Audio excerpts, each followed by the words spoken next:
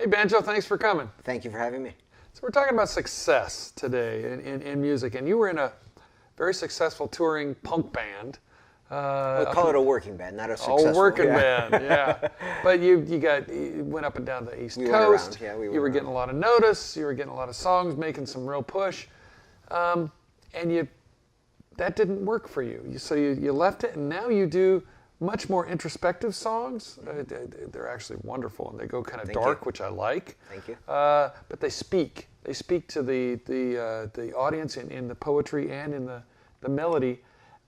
You're not touring up and down the East Coast, the West Coast, but you have a connection. You have a reputation for having a connection with your audiences.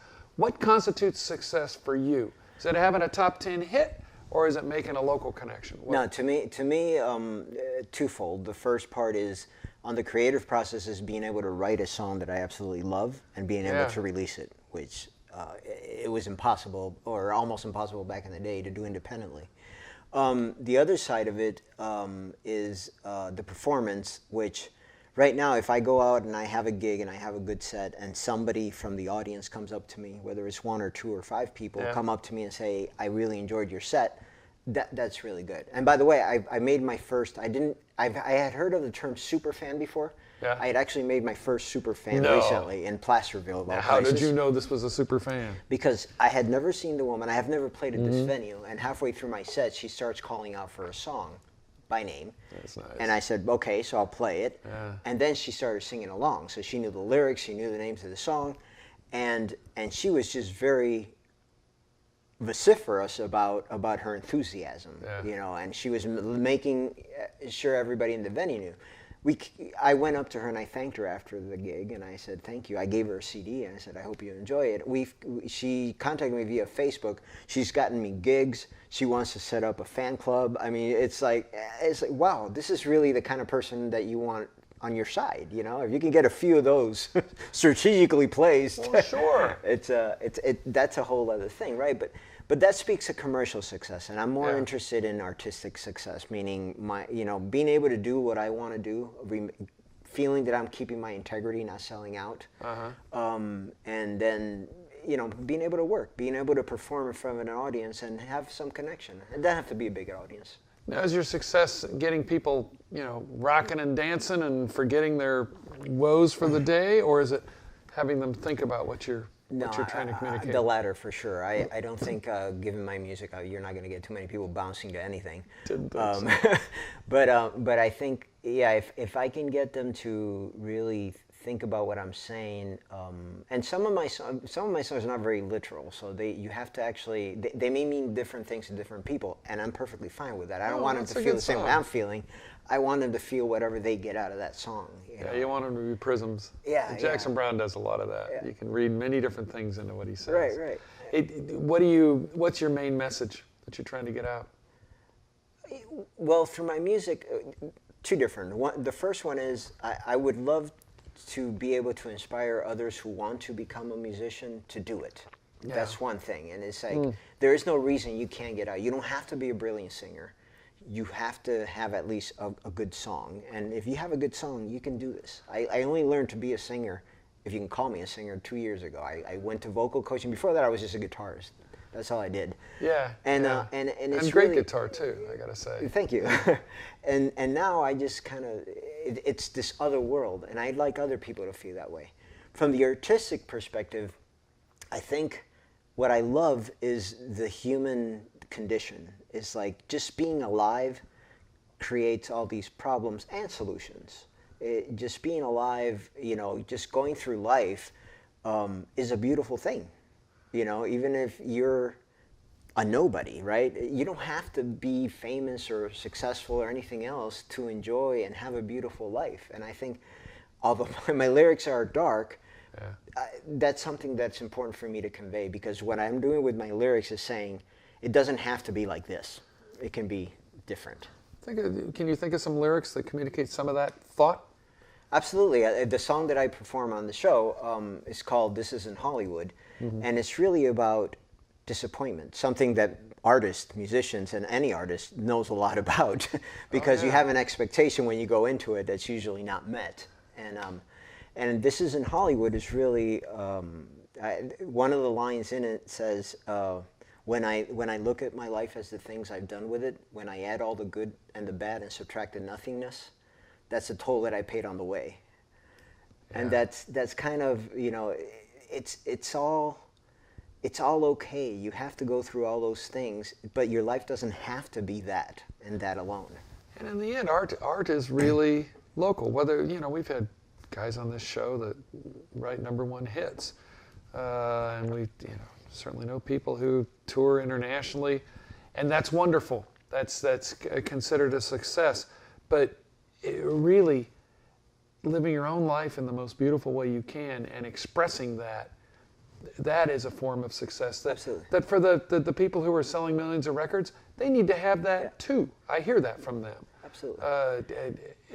And to your point, I think there are people who have been extremely successful by that definition who are not happy. Kurt Cobain, perfect example. I mean, #1. Yeah. So I don't think that success defined in that way is necessarily going to give you whatever it is that you seek as an artist.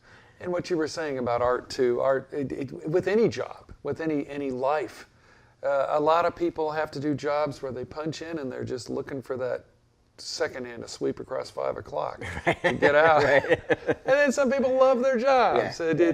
But you have to somehow come to a place in yourself that lets you feel that you're being who you most want to be at your happiest level. Yeah. And art, like you said, there's a lot of rejection in art. Yes. Some people heard Dylan and thought he sucked. Yes. Terrible singer, can't hold a tune, don't like his words, they're doggerel. Art is in the eye of the beholder. And so how important is it for the art purely to be successful in your own being? Can you be a successful artist just playing in your living room? Absolutely. Your songs? I think so. I think absolutely. I think that the important thing is, are you enjoying whatever it is that you're doing? To me, that's success #1. And to be honest, without that, any other success is meaningless. No matter how huge you get or anything, if you haven't met that first criteria of being happy with whatever it is that you're doing, nothing else is going to make you happy. That comes from within. That comes from that manifestation of your emotion. And that's like the performance you're talking about. Absolutely. If you don't come prepared with your mechanism, as it were, cleared to put out a successful, which means a happy and communicative performance, it ain't going to work. Absolutely. Who do you listen to? That's a really good question. I'm going backwards now. I found myself, I don't listen to anything contemporary at this point. I'm going backwards to all the things that I missed. I was a latecomer to country music. I didn't really have an appreciation for it, so I'm going way back in country music and really listening to a lot of that stuff, It's the early funny. Johnny Cash. I just got to say, it's funny how a lot of I'm a middle-aged guy. I listen to the stuff from my era when I was in my 20s, but I listen to modern stuff too. It's like American music has become such a wide palette that I know 21-year-olds who listen to the stuff I grew up listening to intensely, and they love it. Right. So if you're listening to old country music, the modern country artists are listening to that now. Yeah. And they consider some of the guys who didn't sell millions of records. I mean, you can talk to someone like Kenny Chesney, and he loves some of the people from the 60s, 50s, 70s who didn't sell top 10 singles all the time, but were great in their own way. Right. Who are you digging right now? Well, Tom Waits is a permanent fixture, especially the middle career stuff, Swordfish Trombones and all that stuff that happened in the early and mid 80s. The most influential album to what I do as Banjo Bones is Nebraska by Bruce Springsteen. I think that captures that makes everything sense. that I'm trying to project as an artist right there. He captured that right there. And it's That's weird really because it was very different from anything he'd done before that and everything he'd done since. It was that was kind of a little capsule. I'm not going to tell you I'm a huge Springsteen fan. I'm a gigantic Nebraska fan. Yeah. That's the way I would characterize it. It's true. It's like listening to some of Neil Young's stuff. Some of his stuff, the techno pop stuff. But right. Harvest, I can listen to that album all day long. Oh, yeah. And Nebraska. Nebraska didn't sell a lot. No. It's not a huge album. So on one scale, it was an unsuccessful musical product by that guy. I agree. But And I'll probably bet the you, label thought that too. absolutely. And The Ghost of Tom Joad is another one. Another one that's Yeah, a buddy of mine wrote a book called Journey to Nowhere at the time, just before he wrote Tom Joad. And Springsteen called him up, Dale Maharaj, he's one of the great Pulitzer-winning journalists of our time. And they got together. And he wrote Ghost of Tom Joad based on the feelings that he got from Dale's book. Wow. Didn't sell a lot. Uh-huh. Another, not successful product, but I think for Springsteen, from what I know of that experience, felt as deeply proud of that product as well as of Nebraska as he did of anything else he's done. But it wasn't successful. Absolutely. But artistically, to me, it's a gem. And it's a really important album when you think about it, because it had political relevance to what was going on at the time it was released. Totally. It was also, it had a direct connection to folk music, and it created a debate regarding whether is this folk or not, and it was divided down the line. Anything that creates a debate, a discussion, a conversation is good. It's an important thing. I mean, it's art, and in its way, it's successful. Absolutely. Unless people absolutely hate you to death and want to string you up somewhere. But yeah, folk music, the whole debate on what is folk music, what is successful folk music. It speaks to the people and it gets communicated and passed on. Yeah. Arlo Guthrie once did a gig where it's on one of his live albums with Pete Seeger, where he said he sings "I Can't Help Falling in Love with You" with Elvis Presley, by Elvis Presley, and says this is our modern folk music because people sing it over and over and over. Right. And that's a form of success in its own way. Right. Nebraska. What did you like on Nebraska? I kind of like the actual title CHP song. officer. Yeah, I would say the first side. Back then it was an LP, right? So you had side A, side B. Side one is just brilliant to me. The entire thing. The song "Nebraska" is moving. As a matter of fact, I cover it. It's part of my set. I bring it out every once in a while. Going dark. Atlantic City is just brilliant as well. Atlantic City is. They're like, for me as a news writer, they were like news stories written from the underside of the world that I often have to write about. And that's why I say that it had political relevance. I mean, it was a reflection of what was going on at the time, all the different frustrations that were going on at the time in America.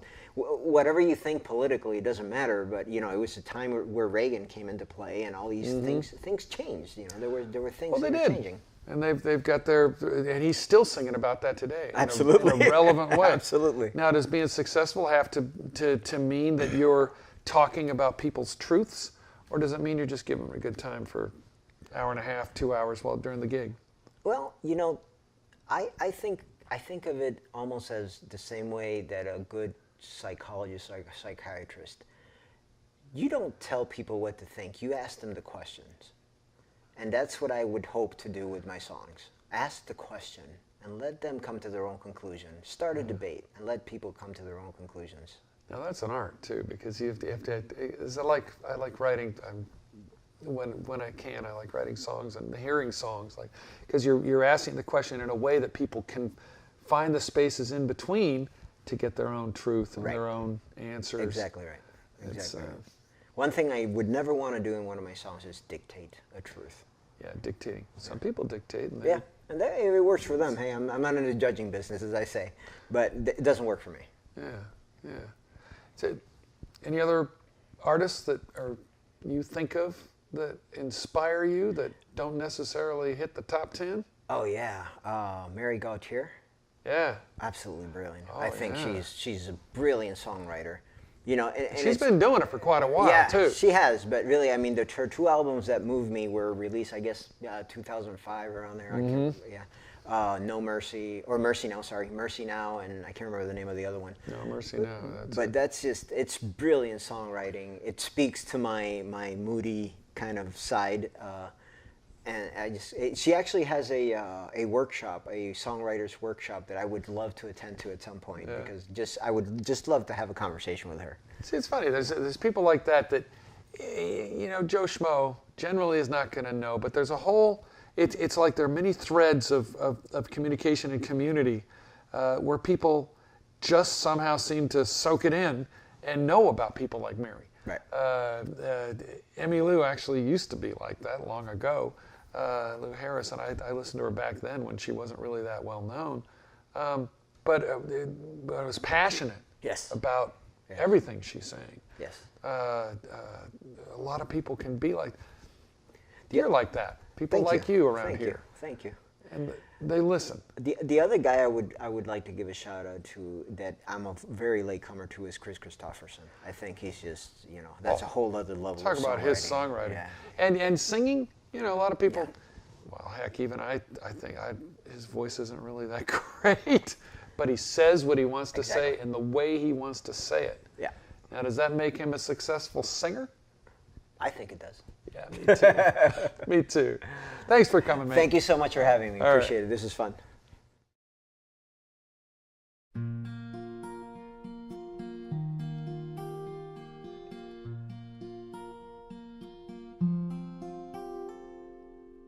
Somehow I embarked on a path that led me to nowhere.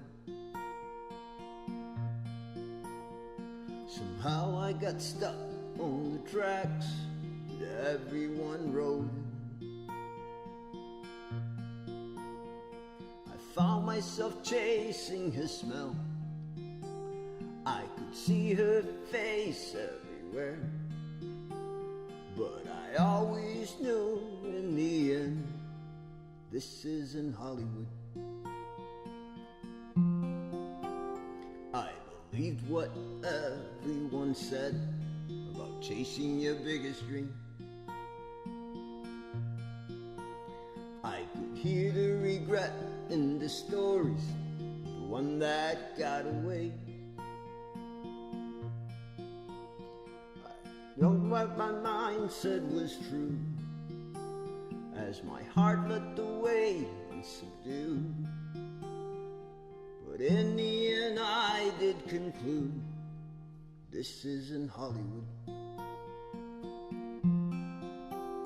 I remember playing guitar in front of a mirror.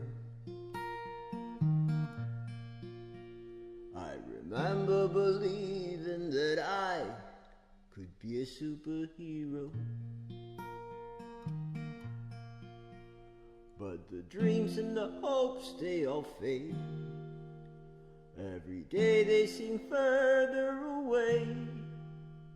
And the credits of my movie will never roll, 'cause this isn't Hollywood.